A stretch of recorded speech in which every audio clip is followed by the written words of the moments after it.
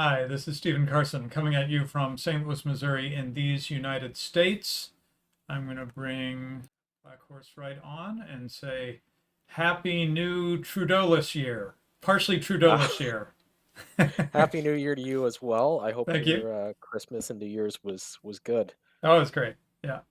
Um, oh, and I guess I could share with the audience. Some of you have seen the frustrations I had with my connection. One of the things that happened over the holidays is that the phone company seems to maybe have figured out the problem. So I'll believe it when I get through a couple shows without any upload problems, but we'll see. Anyway, to what I referenced right away, since we last had a show, the Prime Minister of Canada, let me be careful here, resign from being the head of his party. That's the only thing that's actually happened so far, right? Yeah, so if you want like detailed coverage on this, I've got a video coming out on AA's channel next Thursday, which Right. I've worked very hard on, and I had a stream with Dave as well. But the mechanics, at least, are as follows: uh, Justin Trudeau was facing a caucus rebellion. That's a rebellion of his own party members, and eventually he has been overcome by it. So he has resigned as leader of the Liberal Party of Canada, um, pending a leadership race. He has convinced the Governor General of Canada to suspend Parliament for a period of 3 months so that this can happen, uh, with the sort of public facing perception being that this will happen in preparation for a new election in Canada. Right. Um, in actuality, it is not a guarantee that Canada will face an election once the leadership race is complete, nor is it an absolute guarantee that he will not participate or lose the Liberal Party leadership race. Um, so he may run in the Liberal Party leadership race. It's unlikely, but it's possible. He could Um, literally just continue being the prime minister. That is an open path, right? that is an open path. Yeah. Um, but he in order to do that, he would have to win the leadership race within the Liberal Party. And Uh, then win an election? Or no, he well, wouldn't. no. So Okay. when the end of the prorogue period of Parliament occurs, sometime in March, um, Parliament will sit again, and whoever wins the leadership race in the Liberal Party will be prime minister. And that prime minister will then have to face a confidence vote of Parliament, which they will probably, but not necessarily, lose. So the Liberal government has been in a minority position for quite a while. Um, the longest that kind of position has ever been maintained in Canadian history. Mm-hmm. Um, and so it's unlikely, but it is possible that the new leader of the Liberal Party, even if that's Justin Trudeau, may be able to convince either the Bloc Québécois, the Quebec Nationalist Party, or the Socialist Party, the NDP, to support him Mm-hmm. and be able to continue as prime minister until the fixed date election at the end of the year. Oh, that's coming up anyway, at the Yeah. end of 2025. Oh, okay. I see. I see. So this year is actually a little more uh, in question than one might guess, because I think everyone's assuming, well, Trudeau's out, and then we'll get this conservative guy or whatever, right? But that's Yeah, actually but not probably what's going to happen exactly. well, it's not obvious that it's going to happen anyway. No. Um, in the meantime, Trudeau is going to rule without Parliament for a period of 3 months. Again, uh, unprecedented in peacetime in Canadian history. Yeah, yeah. So you mentioned he convinced the governor general or whatever to allow this prorogue period and all that. What was the case for doing that? I don't really S- in peacetime. I mean, there's no crisis going on, right? so the case he made is that it will give the Liberal Party time to run a leadership race, so that they can face the next election with a new leader that's gone through the equivalent of a primary process. Mm-hmm.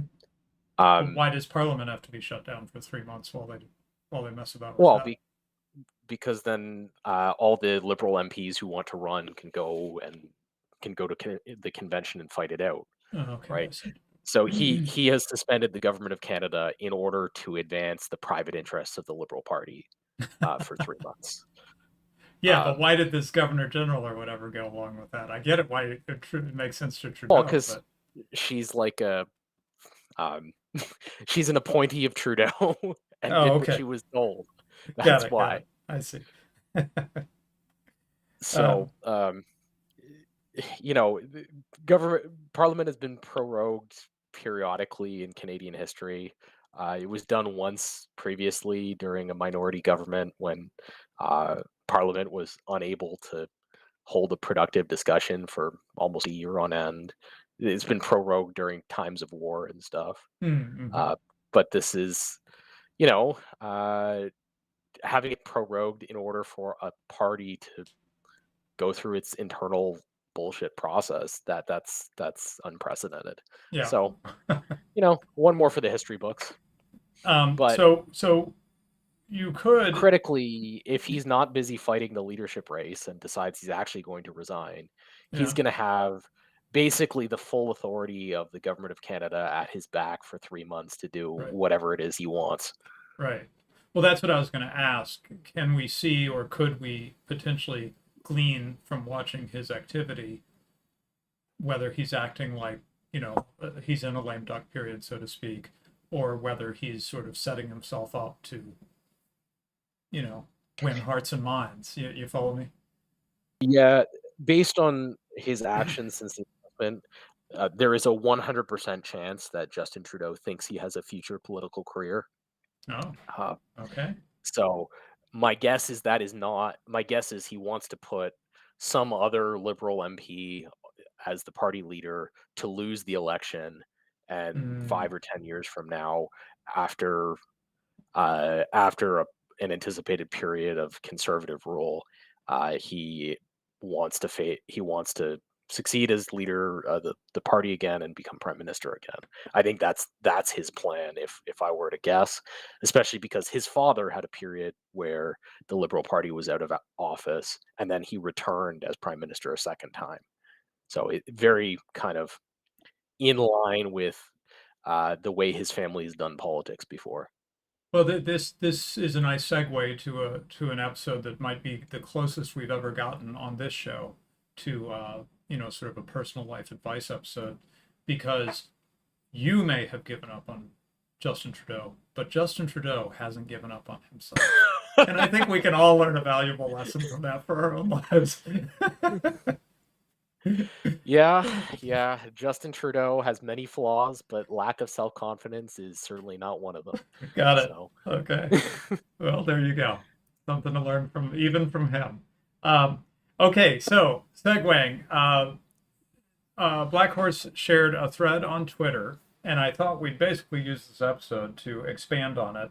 I was reading it out to my wife, and she's like, "Wait, what does he mean by that? What does he mean by that?" And I'm like, "Well, I think we're going to develop it all on the stream today." But the provocation, and I tried to I hinted at this in the marketing. The provocation actually was someone saying that, hey, Dave Ramsey's an idiot, saying that you shouldn't use debt. Debt is how you get rich. Um, and you were like, whoa there. It's and what's nice about your response is, and I tried to set that up in the show description. Um, it's complicated, right? To say that there is no role in debt in sort of moving on to higher levels of financial success or whatever, that wouldn't be quite right. But to just tell everybody, no matter where they're at, what you really need to do is go get some debt so that you can get richer, is probably generally not helping people, right? yeah, so uh, it has been a lifelong interest of mine to observe how people move up and down the sort of socioeconomic ladder, Yeah. particularly how you get rich. When I was young, I was totally obsessed with this. How people who go from one strata to another, whether it's done generationally, how much retention is there of socioeconomic status generationally. These things were things that have fascinated me for a long time. And to be clear, um, in the thread, but also in the comments that I'll make today, these are observations not about how you could do it or how theoretically it could be done. They're how do people actually move, Yeah. right? So it might be true that you could have borrowed $800,000 against your house and become a Bitcoin billionaire in Right. 2015, but very few people actually did that. Like Yeah. Yeah. almost no one. Right. If you Right. look at the class of billionaires that exist today, I don't think there's even one that mortgaged all of their assets to buy Bitcoin, and that's the reason they're a billionaire. Right. And one more prefatory comment before we start moving through the various financial classes or levels of income or whatever you want to call it, levels of assets. Um, I tried to get you to talk about how people go down and not just how people go up, and you made the point that yeah, well, there's a gazillion ways to lose money, so that's just not very interesting to talk about. There's not a lot of like I guess patterns to it, right? Yeah, it's yeah, the it, there's this comment that Chesterton makes that says that where he says all happy families are alike, but all unhappy families are different. And I have a similar attitude towards advanced going up and down the socioeconomic ladder. There's a lot more ways to go down than there are to go up, and most of them are like not interesting. For example, Mm-hmm. one of the most common paths down the socioeconomic ladder is substance abuse. Mm-hmm. Um, it's tragic, it's unfortunate, but there's nothing interesting about it. I don't have any particular insight to tell you how to avoid substance abuse, Yeah. particularly. Um, so, that make of that what you will. Right. So anyway, point is, we'll be focusing on the patterns that you observe of how people move, and what's interesting is they're different at each stage, right? You didn't repeat yourself a lot as you went up through the ranks. Yeah. So, a clarification here. Um, Not everybody moves stepwise up one socioeconomic leg of the ladder to the next, to the next, to the next. Mm, So it is true that some people go from the bottom or or the bottom all the way up sort of three quarters of the way or something. Um, so some of these methods will take you up multiple rungs if executed properly. mm-hmm. I should also preface this that nothing in this show is financial advice for legal reasons, and you should not. It isn't. It's a piece of academic work. Take it for what it's worth. Yeah, yeah, yeah. I was going to say the people who jump from uh, hand to mouth to multimillionaire. Uh, how often is that sustainable, right? Because um, we one of the things we see a lot. I don't know if you guys have lotteries in Canada, but we have Yeah. people win a lottery, and then within 5 to 10 years they are broken in debt. You know, because Yeah. they didn't in being handed a bunch of money, they were not handed the life skills to manage that money or to grow it or to sustain it, much less use it as a basis to kind of go on to bigger and better things, right? Yeah, so all these pathways I've identified are pathways people use to sustainably escalate the socioeconomic ladder. Got There are also a lot of pathways to unsustainably escalate the socioeconomic ladder. it. Uh, Right. so that's a thing that happens as well. You're less interested in But that. How about how maybe that's the way we should put it. That yeah, your interest all these years has been in how do people sustainably move to another level as opposed to people getting lucky, temporarily bopping up to a higher level and then losing it all a year later, right? yeah, and particularly how do they make that transition generationally over the long Yeah, period of time? Because I right. think many people underestimate the extent to which changes in the economic status of a family are generationally enduring. Um, Mm-hmm. so there's more upward and downward mobility, particularly in North America on the socioeconomic ladder than the left might indicate. But there's definitely a lot less of it than the kind of old school American dream right would kind of indicate. And there's a Yeah. lot of reasons for that. Some Yeah. of it some of it is that a lot of the traits that help you move up and down are genetic traits that are heritable traits, probably a better way to put it. Hmm. And so, uh, if you had all of the heritable traits to be at the top of the socioeconomic ladder and got dropped at the bottom, you would probably move up. Hmm. But that's just not what happens, right? Right. Yeah, and there's the heritable traits, and then I assume there's also, you know, family culture, and your family teaches you certain skills, that life skills and so forth, that help you to, Well, right? I would include the parental enculturation as one of the heritable skills, Oh, right? I see what you. And Oh, that's why you backed off from saying genetic, because you actually want to yes, include something more than genetics. Okay, I got yeah. it. Heritable So as in not just inheriting genetics, but inheriting ways of functioning, right? Culture, family culture, or something like that. Right? yeah, yeah. Yeah. In kind of the broadest sense that heritable makes sense. Right. So with that kind of out of the way, do we want to have a look at some of these, uh, some of what I've identified here? Yeah, and I guess, as I commented privately, I wasn't surprised to hear that you had some insights at the upper echelons.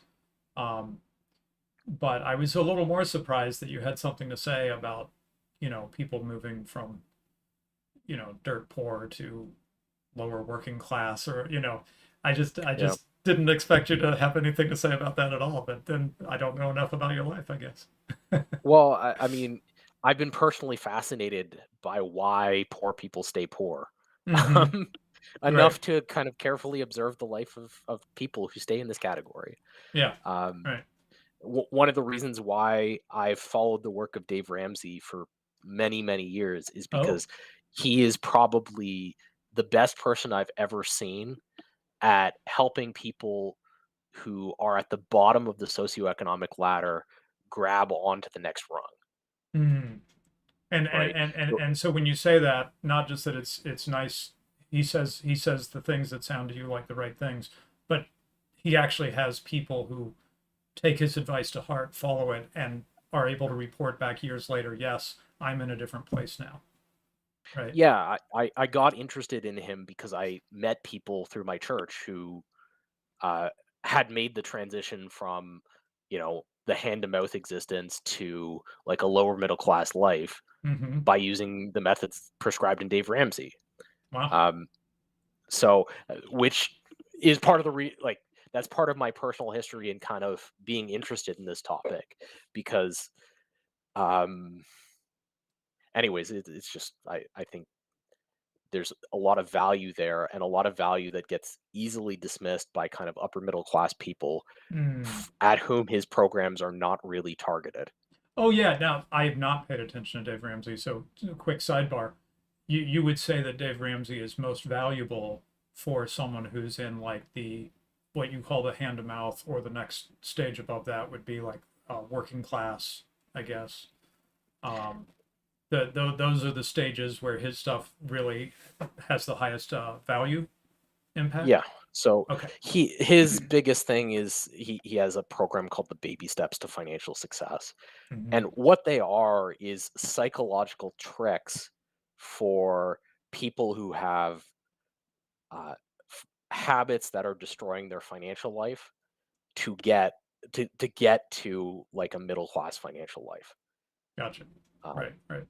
And and and he, maybe to give some, to be charitable a little bit to the tweet that set you off, yeah, they might be coming from some aristocratic background or something, looking at his advice and saying, well, that wouldn't make sense for me.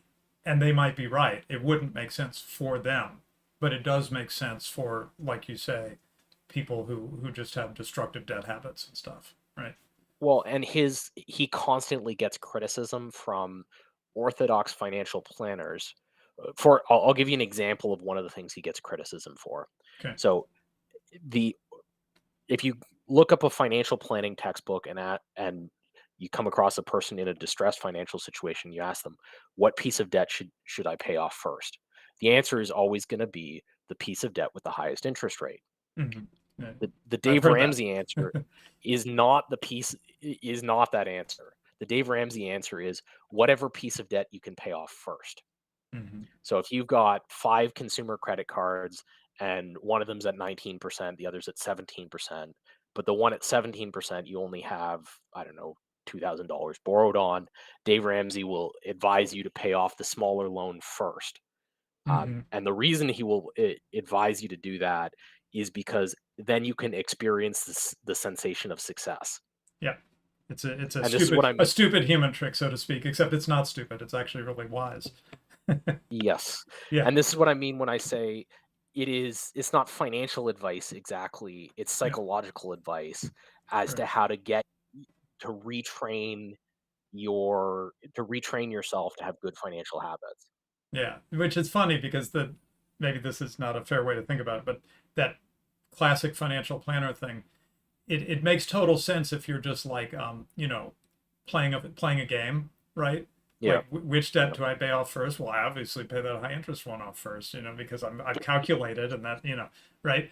But you're not dealing with a game, right?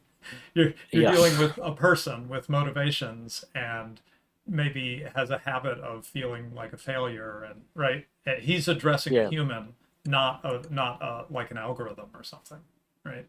Yeah, Yeah. exactly. Which is part of why in my thread I pointed to ways people actually advance versus how you could theoretically advance, because the entire audience, whether they're on Twitter or here, is they're actual people. Yeah. Um, they're not playing Second Life and figuring Yeah. out how to financially advance in Second Life. Yeah, what is it? AA is always talking about min maxing or something, right? Yeah, Yeah. yeah, Oh, wanted to bring in this comment, which is really relevant from Javier Oliva. Life at the Bottom: The Worldview That Makes the Underclass by Theodore Dalrymple is a good book for why people are and remain poor. I haven't read the book, yeah. but I gather That's that it's absolutely true. very relevant to what we're starting with, which is sort of the lowest rung on the ladder, right? Yeah. Yeah, no. So, why don't we start there? Yeah. So, the lowest rung that I dealt with, and bear in mind as we go through this, all this advice is based on observation of people in the North American context. So, there's Yeah. a whole rest of the world out there that I don't know enough about to comment on. But there's a whole class of people in North America who have a kind of hand to mouth existence. Uh, it's always a scramble at the end of the month to get enough money to pay rent and pay Mm-hmm. off all the various bills. Yep. Um, They and they get their electricity turned off. I know yeah, about things like people like this. Yes. yeah. And the next rung up for them is to reach what I call the kind of the lower middle class or the working class. These are Mm-hmm. people who have uh, a relationship with money where they have uh, a budget and they can get into trouble and they can't buy the things that they want and they're frustrated about money, but there's always money for rent at the end of the month and they never go Mm-hmm. to the grocery store and have to put things back, Mm-hmm. Right. right? And this is a transition that is actually quite common to go from one to the other in either direction. Mm-hmm. Um, and the four most common paths that I see people use to make the transition upwards are: number one, staying out of consumer debt. Mm-hmm. That's like consumer credit cards. If you're in the hand to mouth world, if you've just declared bankruptcy or something, getting a credit card is a very bad move if you want to make this transition. Right. Getting a going to um, like a payday lending service, very bad move if you want to make this transition. Um, the people who tend to be in hand to mouth world, um, their relationship with money is such that they can't have a disciplined relationship with debt. So the Mm-hmm. best move for them is to not have debt. Right. Um, Number two is ditching whatever substance abuse problems that they have. Um, Smoking, drinking, drugs of various kind. They will Yeah. all land you in hand to mouth world, Right. um, in a disturbingly rapid process. Yeah, and maybe we should mention gambling in here somewhere, which is not. only a practice of, the underclass or whatever we call this level, but I don't think it helps them. No, you definitely see lottery tickets at this level a lot. Yeah. Bad habit that will often that's one that people when you move up from this level to the next level, that's a habit people leave behind. Mm. Mm-hmm. Um, Number three, that's a very common method of transitioning, is to get enough kind of emotional control to keep one job for a long period of time. So if you meet people who live the hand to mouth way, very often they're tradespeople who or like retail employees or something like that, and they're always getting fired. And they're always getting fired because they have a fight with their boss, because they come to work drunk, because for stupid reasons, right? Reasons that are as a result of their um, emotional immaturity, their lack of personal discipline. Right. Um, Yeah, I'm going to bring eh, in some stories along the way, Black Horse, and here's time for one. So I worked with inner city children, Black inner city children in North St. Louis for about 10 years. My mother worked in that same ministry for about 24 years, and we would work with, say, this wasn't what I did, but some of the others in the ministry would work with like young teenage boys, and our thinking is, hey, let's get them some good work habits before they get older and fall into the habits that the men yeah, around them have, and so we'd set them up with a job and drive them to it, and do whatever we could to, hey, let's get them started on this, and they'll learn how to be a good worker, and then that'll be a basis that'll address number three here, right? um, yeah, and day two or day three, they don't show up, or they're yeah, they're there 4 hours late or something, and we're just like, yeah, how, what, like, for us it was just hard to connect to, relate, it was hard to relate to them, you know yeah. that they would just not understand that it was really important to come at the same time every day, or at least close to the same time. Or like a week later, they'll have a screaming match with their boss over something, or Yeah, right. you know, n- something that's more common now is getting caught like on their phone watching porn at work or something like Mm. that. Mm-hmm. Um, just the kind of stuff that any normal person knows that you can't do and expect to keep a job. Yeah. But people at this socioeconomic level, like the barrier between them and moving up is very often like having the kind of personal habits such that you can actually keep a job for Right. an extended period of time. And then the last way that people in this category tend to move up is learning to live with family.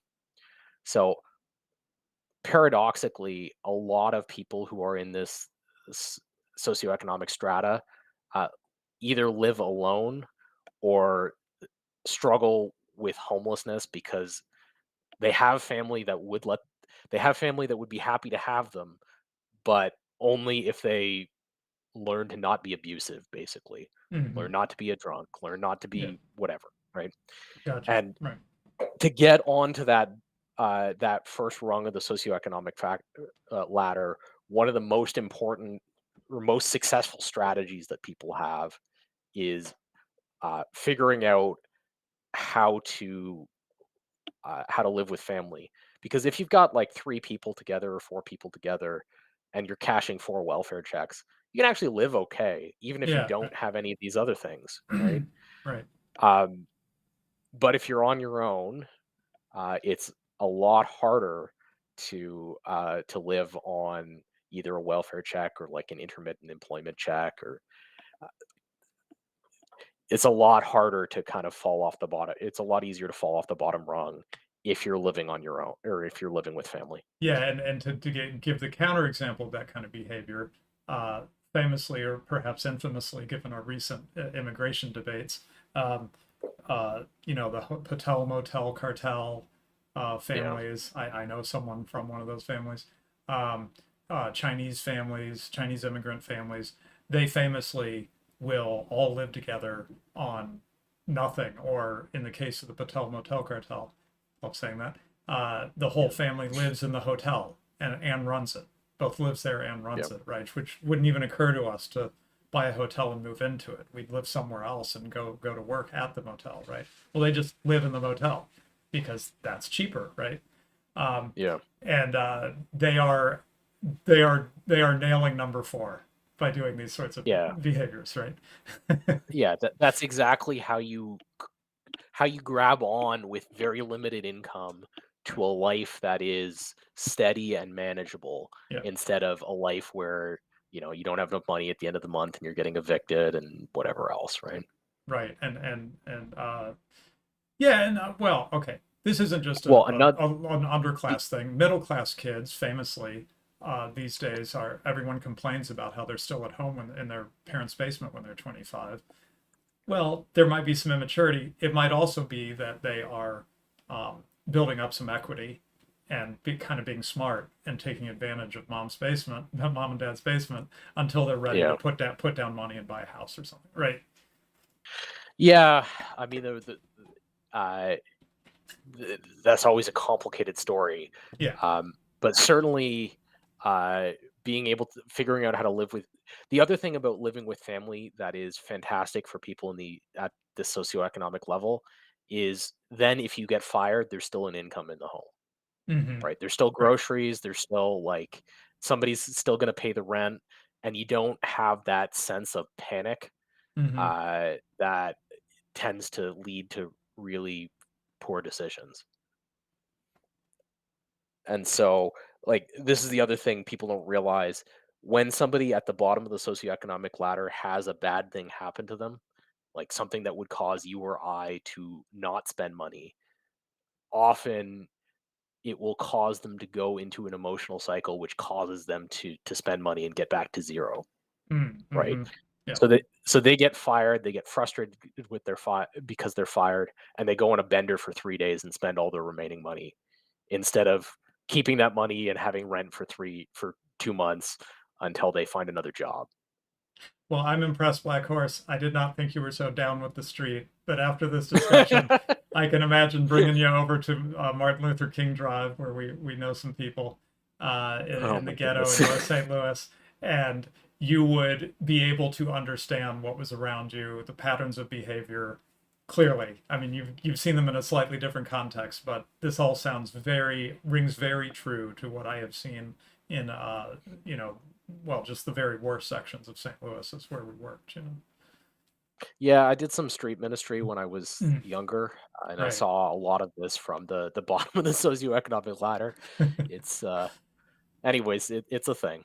Yep. Uh, the next transition, is the transition that I see all I, I've in my experience, this is the rarest transition in the entire socioeconomic ladder.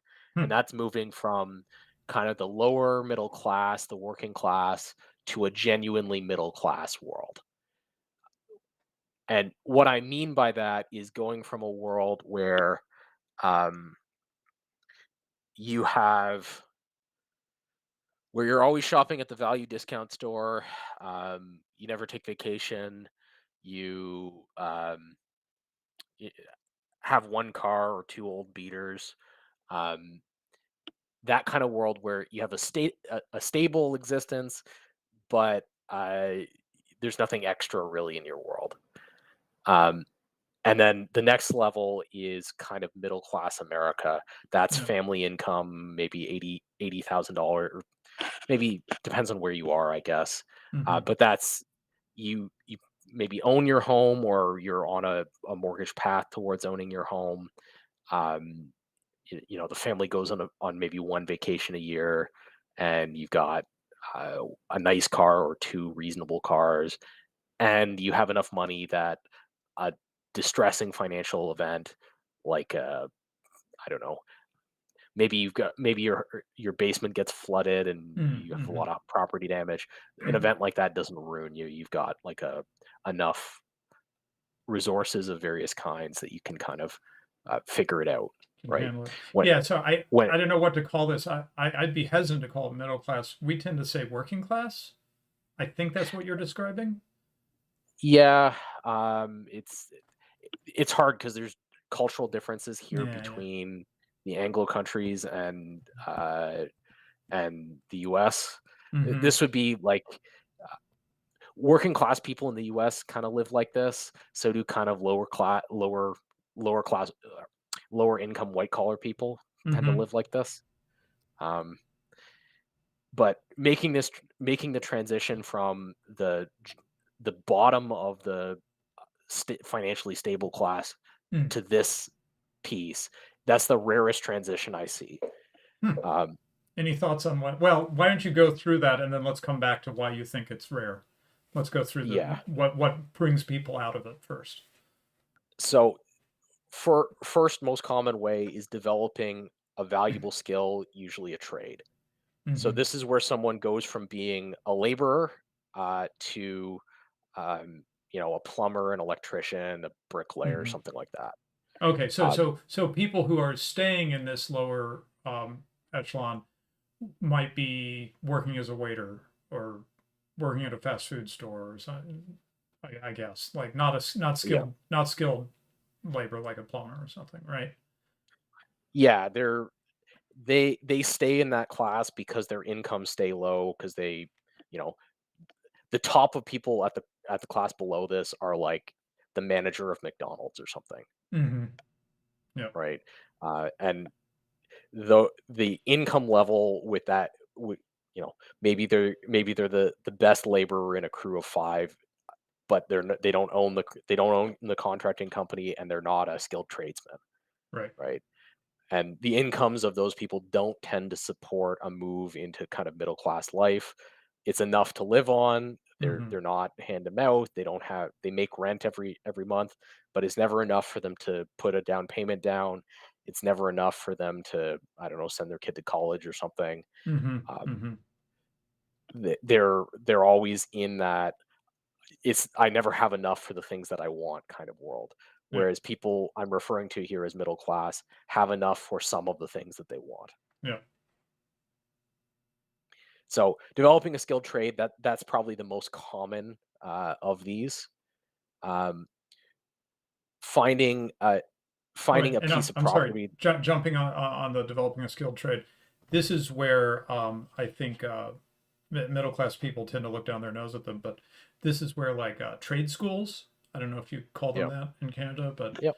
so yeah, where you literally go and it's a 6 week course or a 12 week course or something like that, um, and you start learning something like plumbing or welding or Yeah. and then you enter into an apprenticeship. I have a neighbor who's moving into welding, and he's describing a little bit of what what that process is like. So middle class people like me may not even know that much about this sort of thing. The Yeah. options that are available to sort of move in that direction, right? Well, and I want to make a point here. There are actually a lot of ways to do this, right? So Mm-hmm. if you were hypothetically a very intelligent, very conscientious member of the lower middle class and wanted to advance to the middle class, it is extremely easy to do that if you're a high conscientiousness, high intelligence member of the lower middle class. Mm-hmm. The problem is, if you were generationally in the lower middle class, you are probably not very intelligent and you are probably not high in conscientiousness, Mm-hmm. right? Yeah, because people like that So, don't tend to stay stuck at that no, level, is what you're saying. especially Yeah. especially in America over the 20th century, if you stayed stuck in the lower middle class or the hand to mouth class, there's probably a reason, Mm-hmm. Yeah, right? because opportunity really did abound, just like they said, right? Yeah, I mean, even today, like in Canada, the only way that you don't have a skilled trade is you don't want to have a skilled trade Mhm. or can't develop a skilled trade or something like that. Because they're falling Because the over demand, themselves, trying to get. Oh, I'm sorry. I thought you were talking about the opportunities to be trained, but you're talking about the demand for it is so high yeah, that anyone y- promising, they're like, "Hey, let's teach you how to do it. We need more carpenters, et cetera." Right?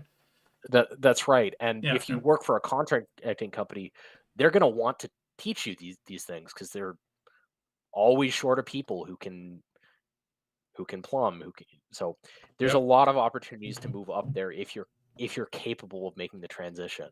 Mm-hmm. Um, the issue is this is the developing a skilled trade is not as easy as people imagine that it would be. for the people in this strata, I think you're saying. Yeah, exactly. Yeah, yeah. For most of Um, them, it's not so easy because it would require actually being conscientious, being able to understand some fairly complicated stuff, right? yeah, Yeah. yeah, like, and you like if you're a professional plumber, you have it. You're expected to do something more than just what you're told, Hmm. right? You're Right. expected to actually know what to do and what not to do Yeah, to, yeah. I don't know, install a toilet or something, Right. right? And well, to be able to debug, as we say in Yeah, programming, right? To diagnose issues and figure out what the real problem is and solve it and that kind of stuff, right? yeah. Anyway, go on. The other means of transition that's pretty common is finding a piece of distressed or uh, low interest property and buying it and developing it to some degree.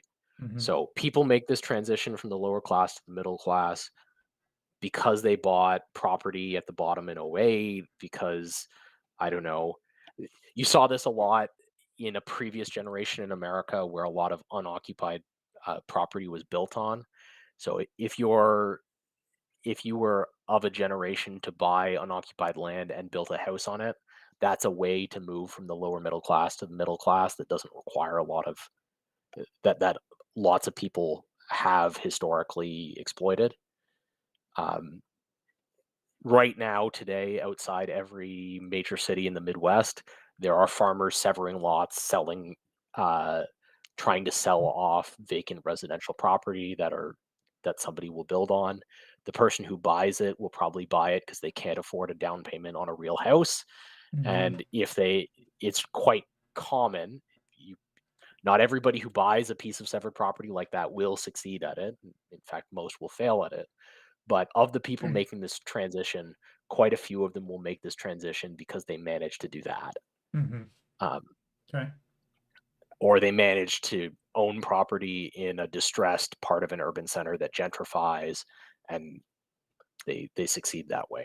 Hmm. And they didn't do anything. They just, owned a piece of garbage property in a piece of garbage piece of town, and things got better around them, and Hmm. suddenly they own a piece of property that's worth real money. Hmm. That's another common way that people have made this transition. Okay. Um, the next way that people have made this transition quite commonly is to get a job in an employer uh, that um, pays above market wages for the activity that its employees are engaged in. The most common example of this is like a civil service job, Yeah. where somebody who wasn't capable of learning a skilled trade, um, suddenly they got a position working at the DMV or something, and it pays much better than their position as a laborer would have, Hmm. right? Yeah. But it still has the same. Sometimes I think maybe this is cynical, and I probably should do my homework before saying this, but sometimes I get the impression that that is basically the U.S. government's plan to create a black middle class is just employ a lot of them as civil servants. Yeah, certainly if you're looking at at people who have made the transition from the lower middle class to the middle class, a lot of them have made the transition that way. Hmm. Getting a job at a civil service employer or a like rigorously union employer, where there's not a lot required of them. There's structures in place that make it basically impossible to get fired as long as you Right. don't do anything too off the Horrendous. reservation. Uh, And and often these and are jobs that have pensions and yeah, I so was going on. to say it comes with good health care, pensions, so forth. Yeah, yeah.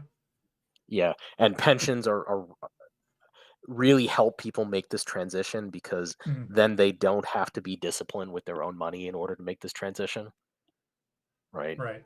Somebody's Whereas, being disciplined on their behalf, basically. e- exactly. Yeah. So, uh, the reason I think this is the least common transition is uh, there are so many ways to go from being temporarily middle class to being lower middle class, Hmm. right? And there's that issue, and there's the issue that almost everybody who is predispositionally capable of making this transition made this transition as a family in a previous generation, Hmm. right? Uh, so there has been a lot of opportunity in North America for a long time. Almost everybody who is capable of taking advantage of that has taken advantage of it. That's interesting. So you might say, in a sense, the lower middle class is self-selected at this point, by and large. I mean, Yeah, you have it, your occasional not person who got hit with misfortune, but speaking broadly, you would expect it. Pretty self-selected at this point. yeah, and at this point we're excluding migrant populations because Yeah, they're kind of a different thing. yeah, yeah, yeah. Right. So the next transition here is from middle class to upper middle class. So this is your upper middle class person definitely has two cars, definitely has like uh, takes a vacation or two every year. They might have vacation property. Um, you're talking about net worth between sort of 600,000 and 1.8 million Mm. would be an upper middle class person in the US. So they probably own their home outright or could own their home outright. They've got significant savings, so like short-term financial shocks don't really scare them. Hmm. Um, they've got they're not in a position where they've got money to burn, but they can certainly these are the people to whom advertisements are targeted, upper middle class people. Um, This is the prime demographic or whatever, right?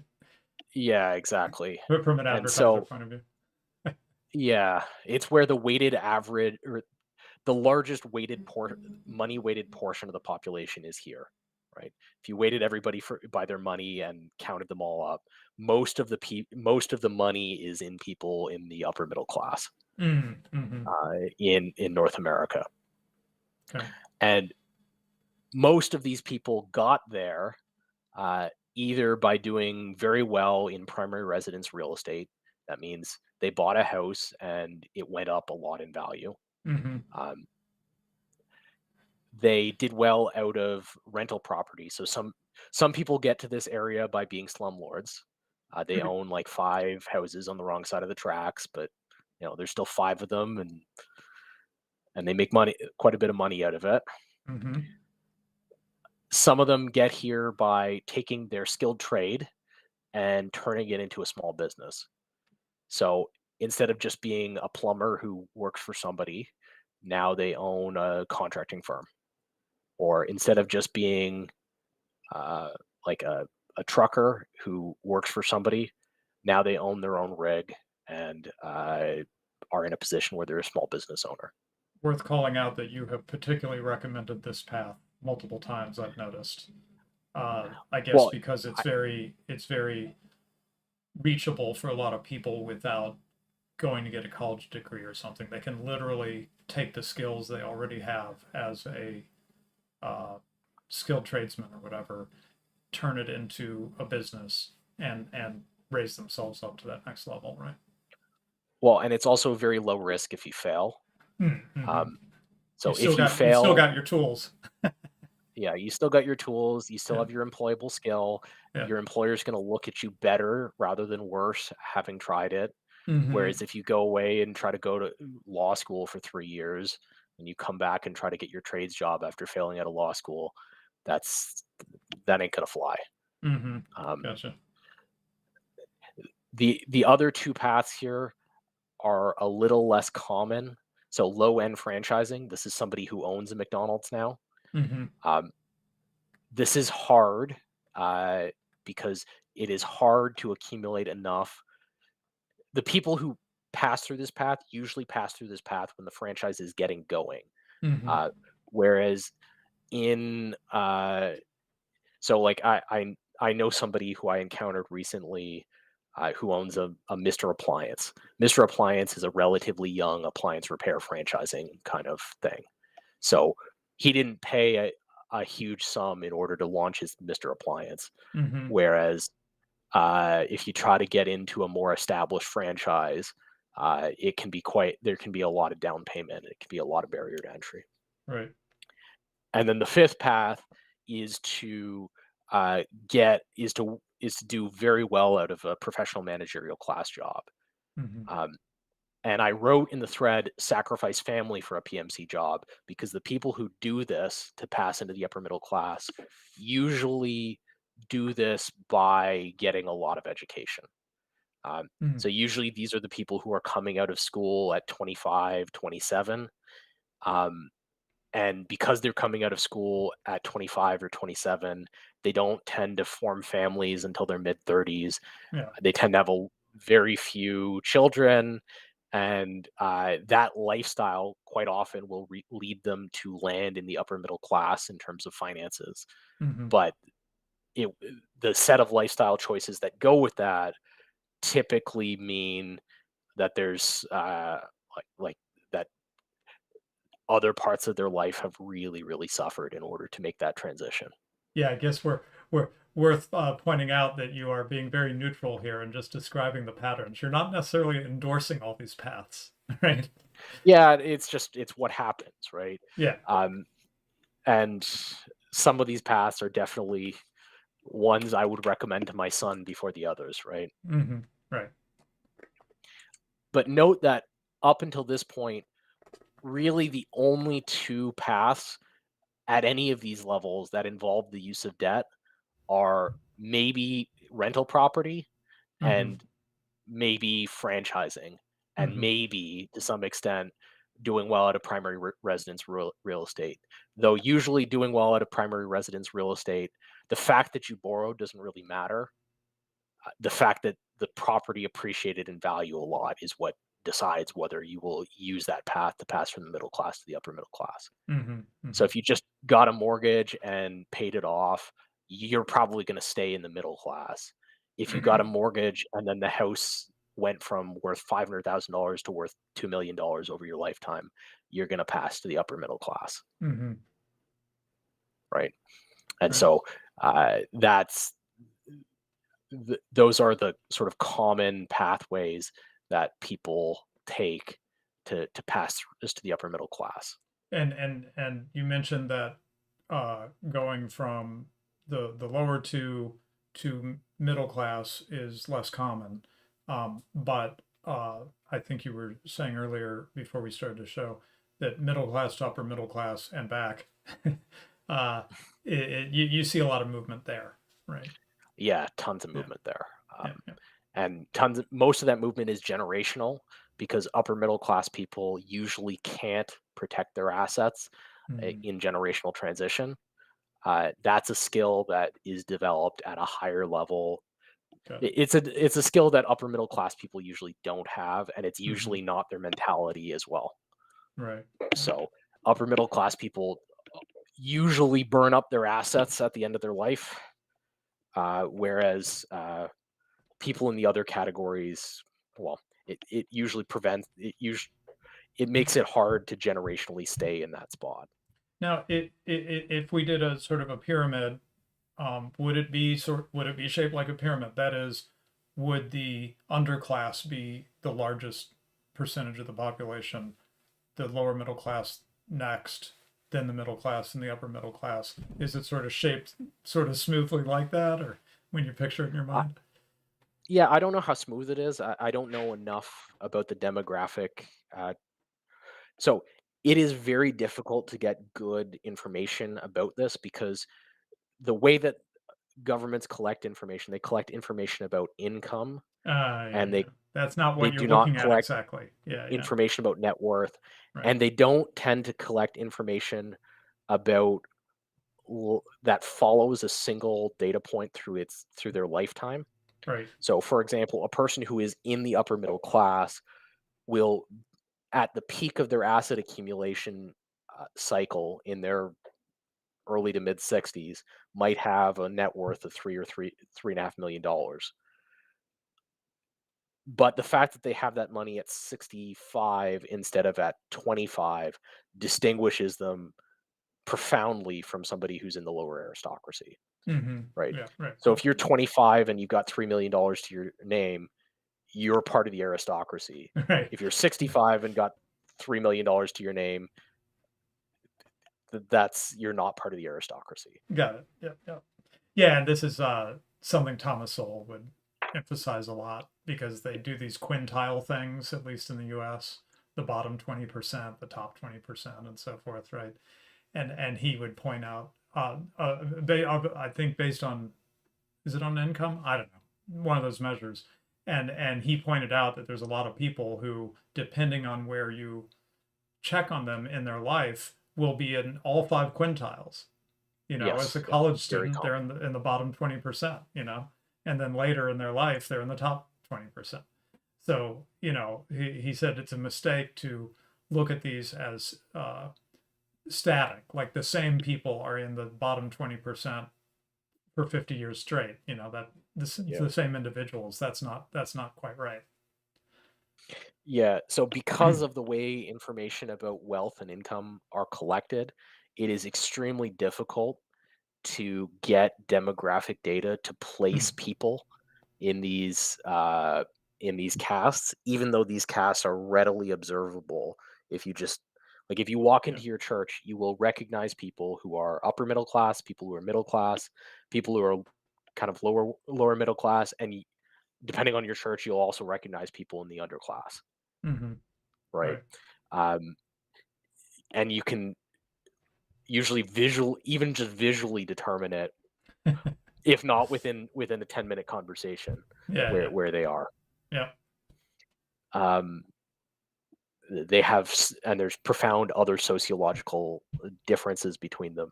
They Mm. tend to not have the same values in each of these things. They tend not to think about the same things. Yeah. Yeah. Um,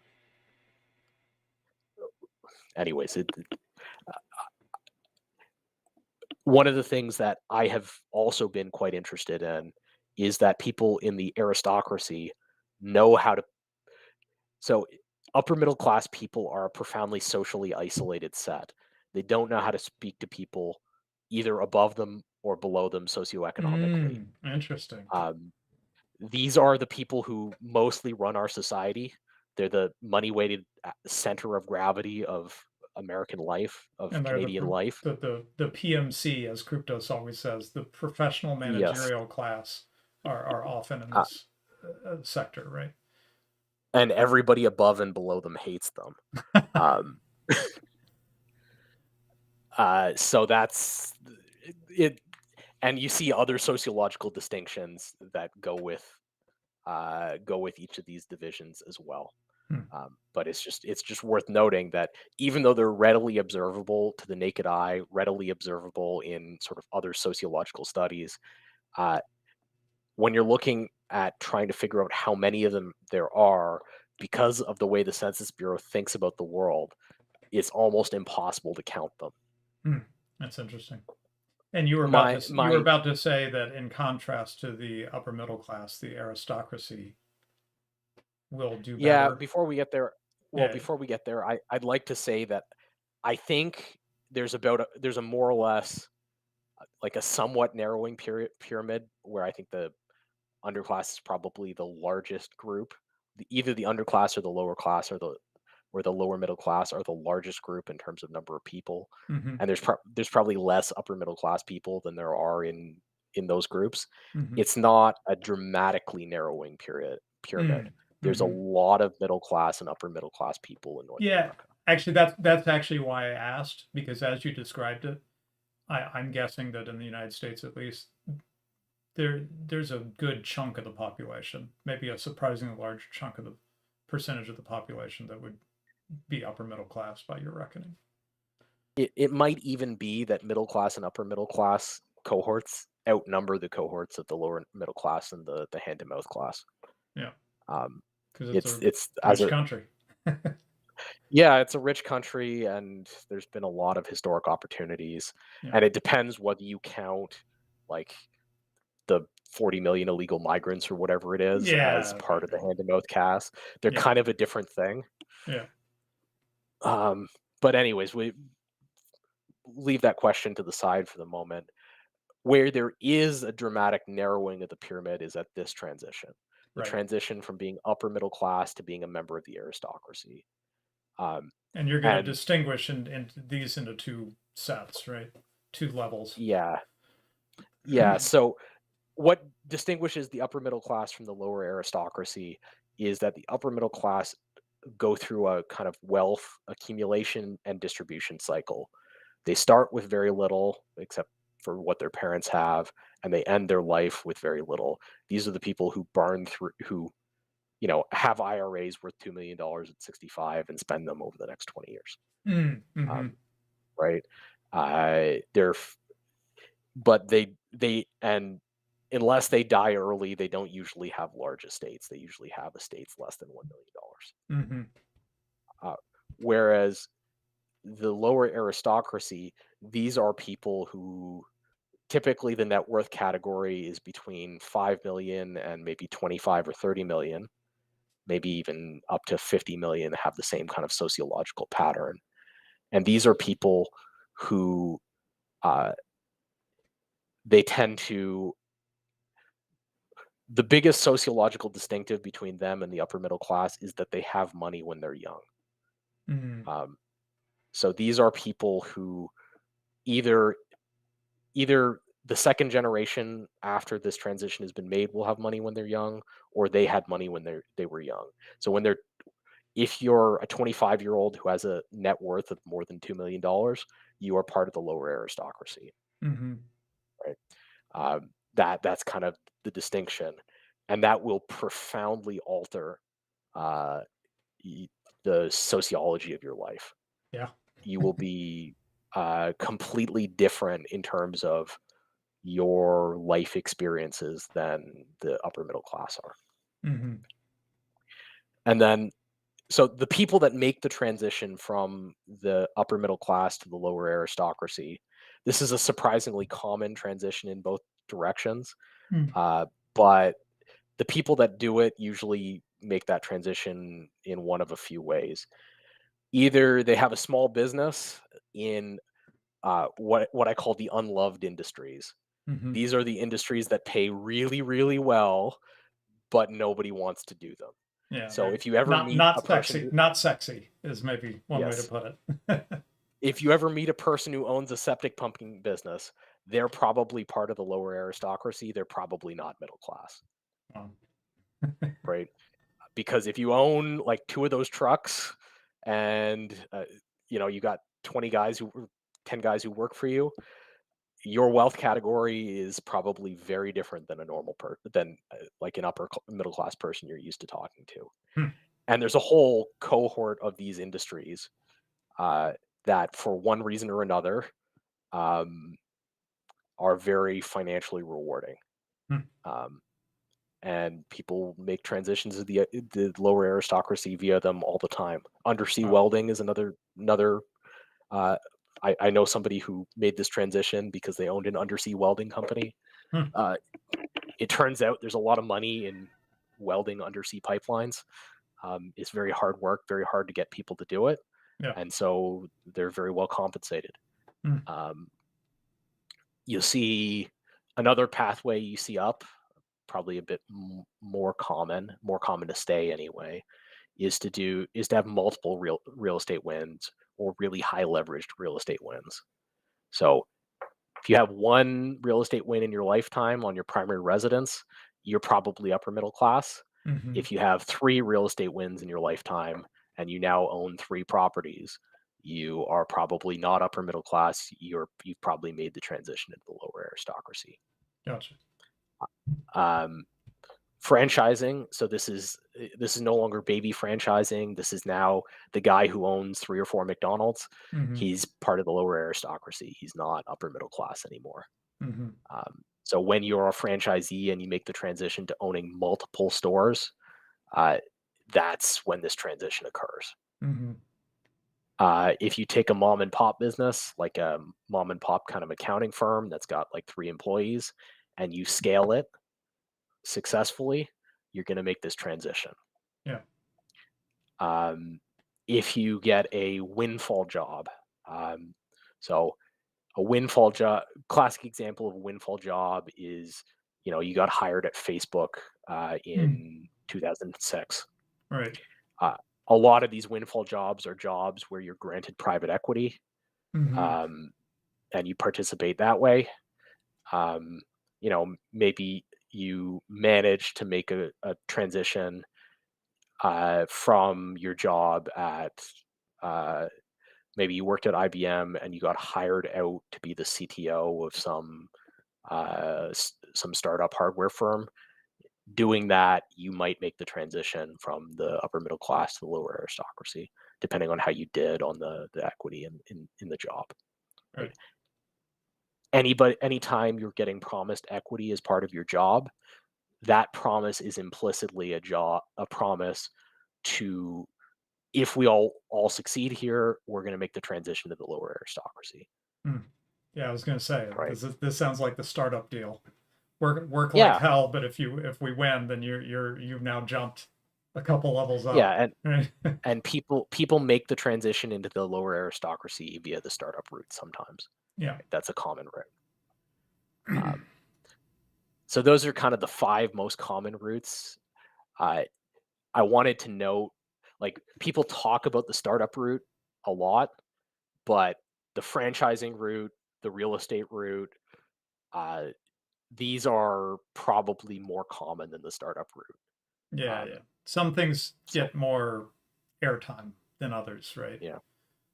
The movies get made about them and stuff like that, but nobody's making a movie about the septic tank guy, right? Yeah, exactly. Exactly. So that's that's the set of common paths. The next transition is from the lower aristocracy, which is maybe like less than 50 million of net worth, to the genuine aristocracy. These are people who are, anybody who flies in a private jet regularly is in this category. Right. This is That's probably, is this the famous what, 1% or something? Yeah, except they're not 1%, and You mean they're less than 1%, or a lot less than 1%? A lot. Oh, okay, yeah.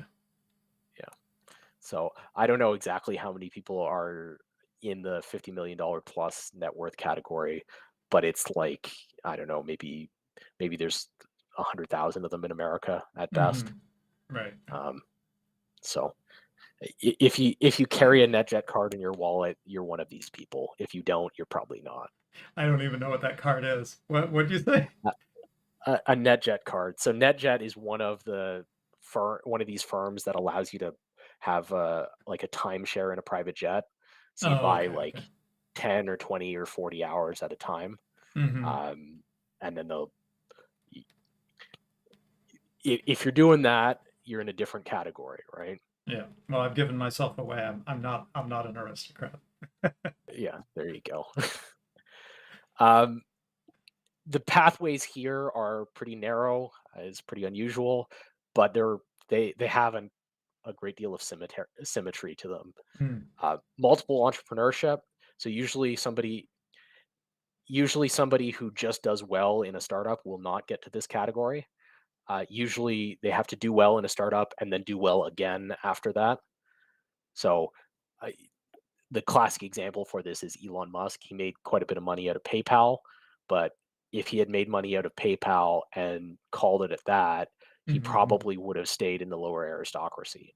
What brought him to the upper aristocracy is being able to have an entrepreneurial win where he provided the capital instead of somebody providing him the capital to have an entrepreneurial win. Right. Equally, like somebody like, and that's really the distinction. Multiple is the fact that it's multiple entrepreneurship is less significant than was the capital to do the entrepreneurship your own. Yeah. Most people who go ahead. Go ahead. Well, real quick, Austrian category, we talk about the entrepreneur, and we talk about the capitalist, and we talk about the entrepreneur capitalist. And I believe that's exactly what you're describing. The entrepreneur capitalist, they're putting up their own capital. They also are the one making the entrepreneurial judgment. And you you do those two roles together in something that isn't trivial, right? And now you're really reaping it all. You're reaping the interest on the capital, so to speak, as well as the benefits of the entrepreneurial, assuming you have good entrepreneurial judgment. You're reaping both sides of that, and that's where you get really big wins. Yeah. Yeah. So somebody like Bill Gates is another classic example of this. He took family money to found Microsoft, and so he was both the owner and the entrepreneur. Got it. Um, Yeah. so those are the kind. That's what I mean by the entrepreneurship path. Um, the next path is private equity. So rather than being the entrepreneur, you're simply a capitalist who hits entrepreneurship at an early stage. So this is the Mark Andreessen path, right? Right. You go and find one of these firms in its infancy, in his case, Facebook, and you participate in the growth of the capital value of the corporation during the period it grows from like less than $50 million to the period when it's worth more than $20 billion, right? That's the period where you're going to get the most leverage. It's the period where you get the most rapid cap multiple expansion. Um, that's the period where you have an opportunity to move from the lower aristocracy to the upper aristocracy by purely investing. And what's interesting about that from a public point of view is that none of those investments that have that opportunity, or almost none of them, exist in the public equity markets. Almost all of them exist in the private equity markets. Okay. What do you mean public equity market? So, So if you invested in Facebook the very first day that it was made public, you did not experience the kind of multiple expansion mm. that was required to make you very wealthy. Gotcha. You Gotcha. only got to experience that if you invested in it when it was a private company. Right. So this is I'm not like in the world of venture capital, but this is where you have like angel investors and there's like all these stages and stuff, right? But the point is all those stages are before the public gets a shot. Yes, Yeah, and yeah. all those stages are kind of like there's a Silicon Valley model to it, but you the Silicon Valley model is um, a special case of something that happens much more broadly, right? Hmm. So Right. if you look at a transition that happened earlier in the 20th century, when the well, there's a lot of versions of this, but when you look at where the sort of great fortunes in America were made, they were made when companies went from um, took the step of scaling out over the United States. Right, Sam Walton made his all of his wealth was accumulated in the period of his ownership of Walmart when it was going from one store to 500. Hmm. Um, his rate of return after he got to 500 stores plummeted, Hmm. right? Because once he got to 500 stores, the company was probably already worth, and if we adjust it to today, if you had done what Walton did today, your company would probably already be worth like $30 billion, right? Hmm. And you would have taken $10 million to found your first store, or $5 million to found your first store, and gotten like 1,000 times return in a period of 10 years, Hmm. right? And those are the kinds of investments that take people from the lower aristocracy into the upper aristocracy. Right. And it's almost always people who are already in the lower aristocracy that make the transition to the upper aristocracy because Hmm. those investments are not accessible to the general public. Yeah. Yeah. And then there's two other paths that are here that are worth noting. One is that there's a path in large scale real estate investment. Um, so there's a whole collection of billionaires that most people know almost nothing about who made their money in real estate. Hmm. Um, so if you, when you're 25, had $2 million and invested it in 5 properties and did really well, you might make this transition. Hmm. Um, and that's a quite common way to make this transition. And the other way to make this transition is to become part of the ruling class. My favorite example of this is AOC. So Ocasio Cortez famously was like a bartender from a professional managerial class family, Right. right? she is now in Congress and has the opportunity to become the next Nancy Pelosi. Nancy Pelosi is in a whole different category, right? Right. Okay, and that's because she participates in, uh, let's say, financial opportunities that are not available to the general public. Yeah, Um, it's sometimes called, though we hate when people use it this way, political entrepreneurship, or maybe a better yeah, term in the field is rent seeking.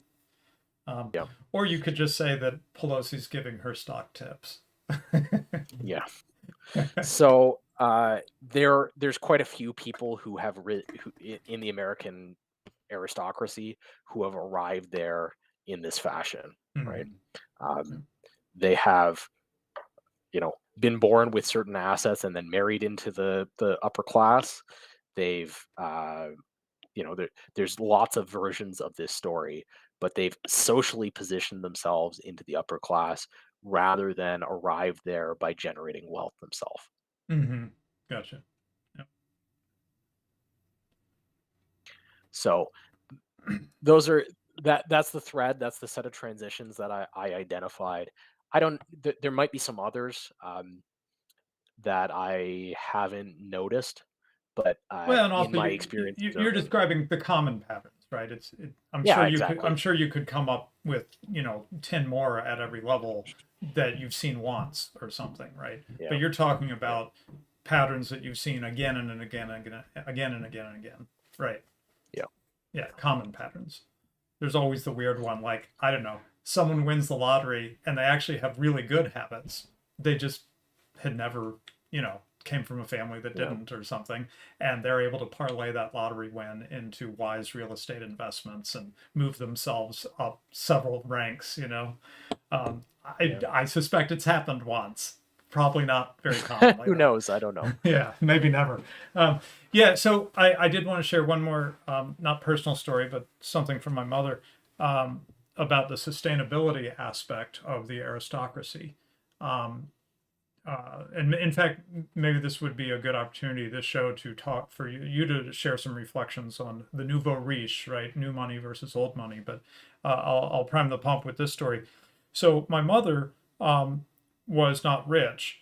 Her parents both worked for Pan Am, so they were, I don't know, blue collar or something, upper blue collar, good blue collar jobs, I guess, something like that. My grandfather was a machinist. My grandmother was a ticket agent for Pan Am. Um, uh, and so my grandmother was very ambitious on my mother's behalf, and by the way, Black Horse, deeply upset that my mother married a pastor. That was not the plan that she had she Yeah, had for my mother. So yeah, that it took her a couple decades to get over that. But anyway, um, uh, my mother went to a girls' school, K to 12. I guess it was K to 12. Certainly by high school she was in that. That was a private school, uh, and it was really for the daughters of aristocrats. The reason that yeah, my mother was in it is that my mother just happened to have been very high IQ, and so yeah, they had a path for people to be, I guess, get a cut rate on the school fees or something if they were super smart, and she was just super smart. So she had this weird experience of not being from the aristocracy, but all her girlfriends were, and she's going off to yeah, Canada for vacations with her friends and stuff like this. She's not part of the world, but she's getting to dip her toe in it and sort of see bits of yeah, it, right? And one of the things that really struck me about her stories, of getting a peek into that world, was that she said, the discipline with which her girlfriends were raised was much more strict than what she was being raised with. yeah. This is absolutely true. Yeah, so I'll just share the story and then I'll let you go because you probably know this better than me. She would go to her girlfriend's house and say, "Oh, well, let's call Cammy or whatever." They all had names like this, right? Did you know Yeah, what I mean? The rich girls' names. They all sound like yeah, they're yeah, naming a puppy or something. Um, let's call Cammy or Badgie or I don't know. They had these weird names. Um, and her friend would say, "Oh no, I'm not allowed to use the phone." And my mom was like, Wait, what? You can't use the phone? Oh, no, no. My parents are very strict about my use of the phone, you know, and so on and so forth. Yeah, yeah. So they would raise them. I'm assuming these were old money families. I'm assuming the idea was they did not want to raise someone who was going to blow the family wealth. They were raising someone who was going to have the kinds of habits that would sustain the wealth into the next generation, right? Yeah. Yeah, this is always what old money says about new money. Um, Yeah. always. And it's mostly true because there's an attritional reality to it. Old money families stay old money families for a very long time. Um, if you There's a very famous study of uh, the genetics of Venice that shows that most of the something like 70% of the Venetian aristocracy in the 15th century has well-to-do descendants in Venice today. Wow. Um, so 500 there's years later. very Wow. there's shockingly little attrition from the actual aristocracy. There's quite a bit from the lower aristocracy, but not a lot from the upper aristocracy, especially if the family's been in the upper aristocracy for more than one generation. Right. Um, And this doesn't happen by accident. They train their children, right? yeah, there's that. The other thing is, once you're in the aristocracy, there are opportunities available to you that are gate kept opportunities. Um, Mm. so some of it is that these families have a tendency to have generational discipline in a family in a way that like they have a completely different culture than the middle class. The Mm-hmm. class has a liberal culture where the self-expression of their children is their highest value, Mm-hmm. whereas the old money segment of the upper class does not value the self-expression of their children hardly at all. Right? You'll get to self-express as yourself when you're 40 Right, is right. kind of the attitude. Yeah, yeah. Um, And by the way, this is or like where we should be thinking here about like you know, political marriages, which sort of sound so shocking to our sensibilities, right? But from this yeah. aristocratic point of view, they make total sense, right? Well, and not only do they make total sense, they happen all the time, Mm-hmm. right? Uh, Chelsea Clinton was not marrying some random PMC member. That was not going to happen, right? Um, and her public image was carefully curated from the time she was 16. These are Mm-hmm. the things that members of the genuine aristocracy do. Mm. And they might frame them in liberal terms because that's the culture of the Yeah. kind of center of America. But in their personal conduct, they apply rigorous discipline as to what is and is not permissible. Mm-hmm. Another really common way to tell apart members of kind of the lower aristocracy or the upper middle class from members of the aristocracy, do they allow their children to get fat? Right. If you're a member of the upper middle class, it is very, very common for your young child to get fat because they've eaten when you were you because you believe that their enjoyment is like paramount. It's Mm. important to you. Mm. Whereas if you're a generational member of the upper middle class, of the aristocracy, the enjoyment of your child of their childhood is much lower down on your hierarchy of priorities. Mm. Um, Interesting. Typically lower than their sort of appearance, the way that they look with the family. Mm-hmm. So they get sent to So fat camp or whatever. yeah, they just they don't have they're not given the opportunity to behave that way, right? Right, right. Um, Yeah. some of it is just good genetics and good genetics passed down Well, I as thought that's well. what the other thing you were saying is that the aristocracy tends to want to marry their children. They definitely want to marry their children to Yeah, other scions of other aristocratic families. And there's cultural reasons for that, but it seems like there are there's also also genetic reasons, right? yes, and whether they're always aware of the genetic reasons, this goes in and out of fashion, is Yeah, yeah. certainly a huge deal if you look prior to the mid 20th century. The idea that your child would marry someone who was not of good breeding was like a big no-no. Right. Um, but they're doing the same thing these days. They just have different ways of Yeah. explaining it, Right. And justifying it. and I had always heard good breeding in terms of people's behavior, the way they were taught to behave.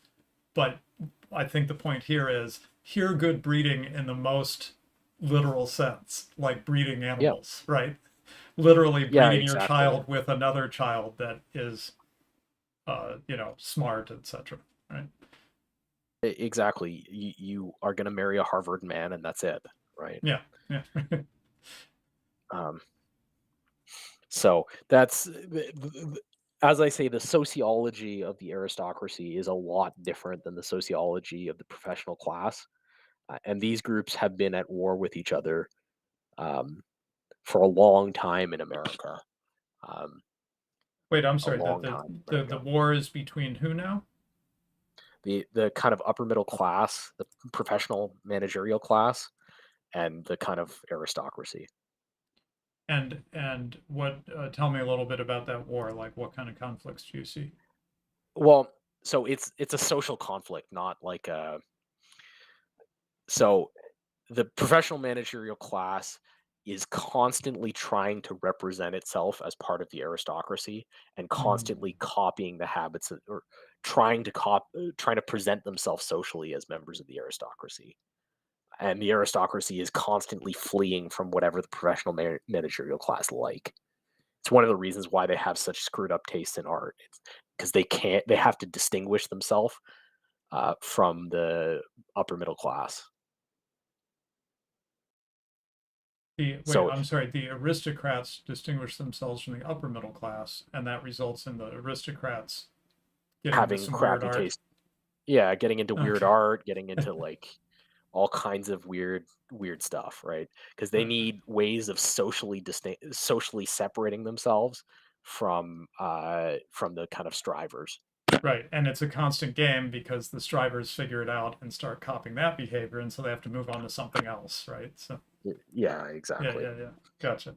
But there's also been a long time war for control of the direction of the United States, and Mm, that charting that war is really um, that's beyond the scope of this conversation. I'm not really an expert in it, yeah, yeah. um, but the course of that war between the professional managerial class and the American aristocracy is that's a profoundly important part of the political history of the United States.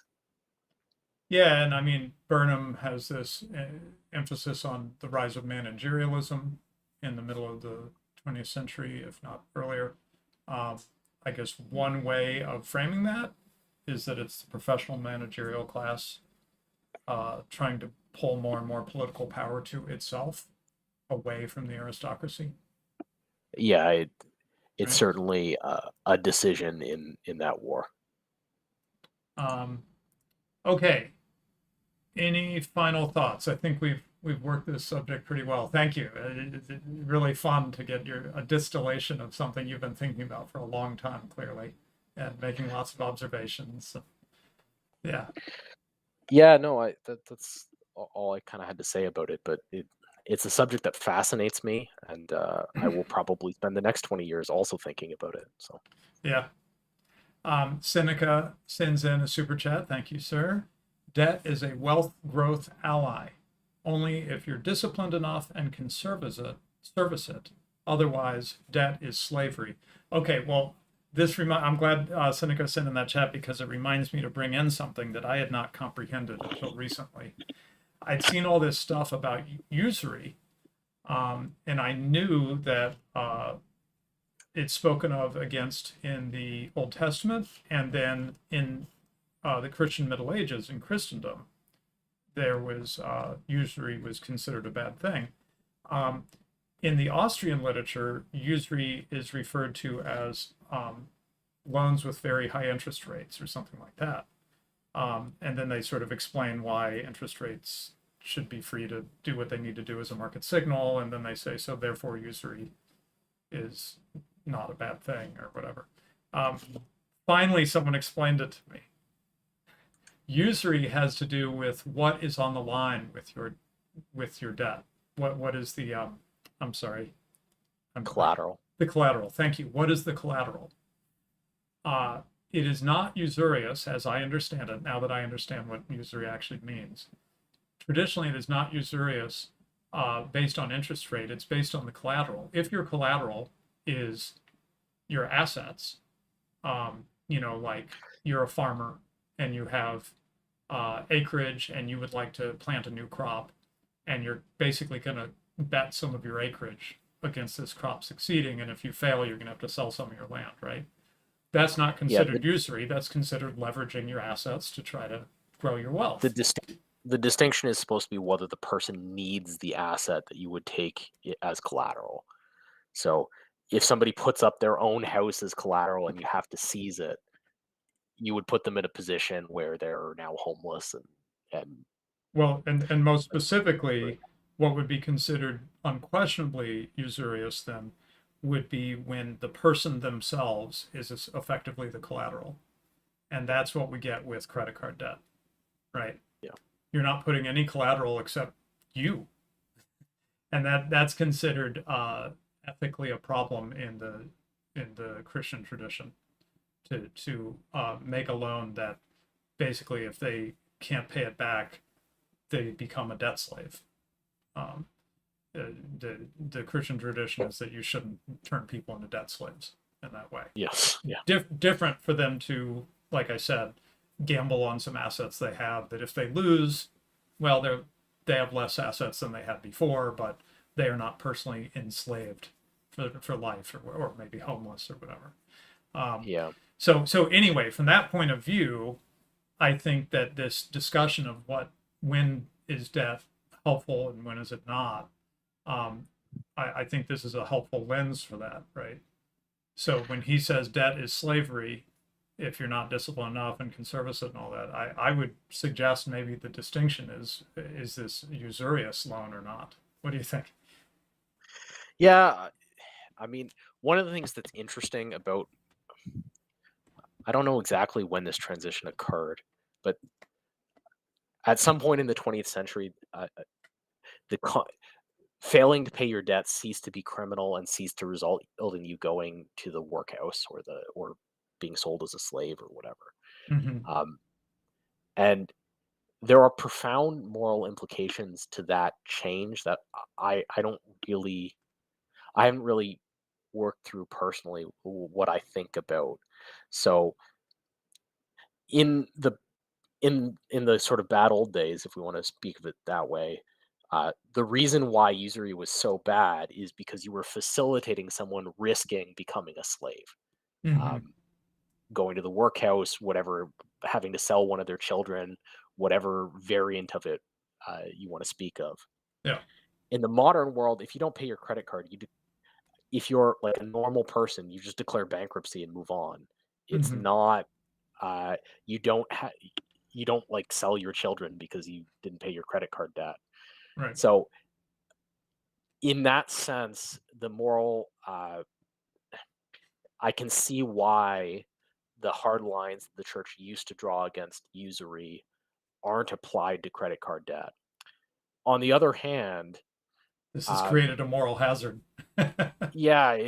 it's created a whole economy that um, is a big problem, and I don't know how to think about it. So It leans towards consumption, right? yeah, People go ahead and incur the debt to consume, even though that debt is not meant to grow their wealth. They just want to buy something, and so they incur some debt because they feel like buying something, and then they declare bankruptcy later. Well, what's the net yeah. result when it all washes out? Just more consumption than was really justified, right? Well, and I think Donald Trump has declared bankruptcy. Certainly, a bunch of his companies have.